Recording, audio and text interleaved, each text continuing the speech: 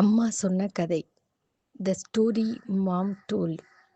Hello குட்டி நண்பர்களே, இன்னைக்கு நாம் ஒரு அன்பான அதே நேரத்தில் ஒரு இம்பார்ட்டண்டான கதையை தான் கேட்க போகிறோம்.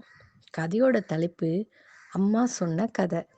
இது நமக்கு ஒரு பெரிய லெசனை தான் கற்றுக் கொடுக்கும். வாங்க கதைக்குள்ளே போகலாம்.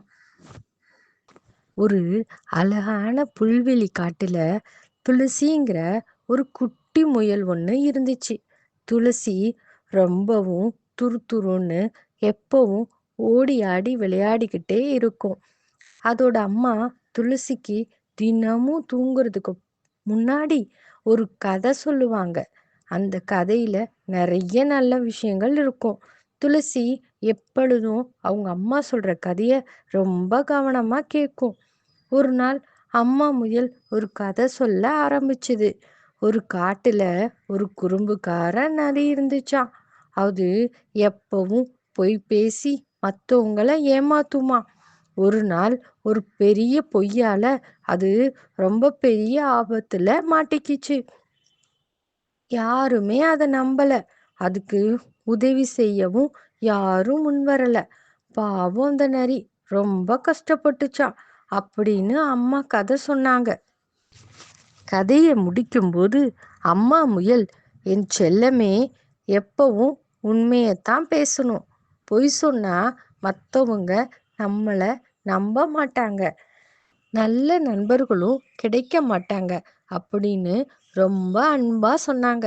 துளசியும் தலையாட்டிக்கிட்டே, சரிம்மா, நான் எப்பவும் உண்மையைத்தான் பேசுவேன் அப்படின்னு சொல்லுச்சு. அடுத்த நாள் துளசி தன் நண்பர்களோட சேர்ந்து பூங்கால விளையாடிட்டு இருந்துச்சு.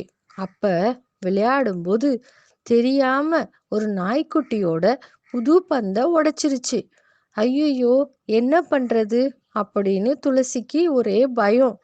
நாய்க்குட்டி கோபமா, யார் என் பந்தை உடைச்சது அப்படின்னு கேட்டுச்சு.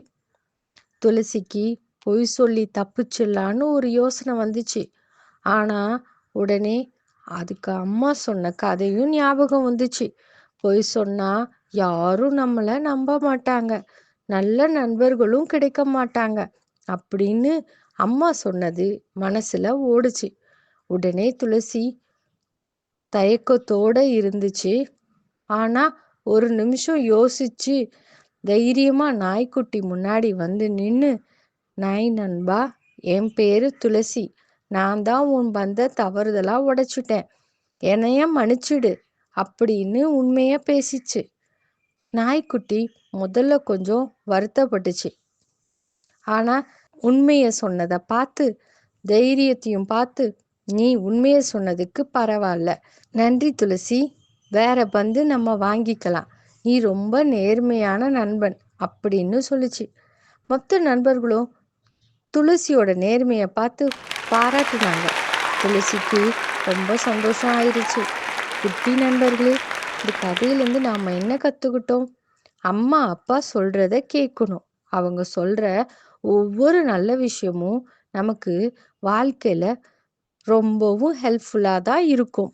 எப்பவும் உண்மையைத்தான் பேசணும். உண்மையை பேசினா தான் நமக்கும் நல்ல நண்பர்கள் கிடைப்பாங்க. நம்ம மேலே ஒரு பெரிய நம்பிக்கையும் வரும். இந்த கதை உங்களுக்கு பிடிச்சிருந்துச்சா?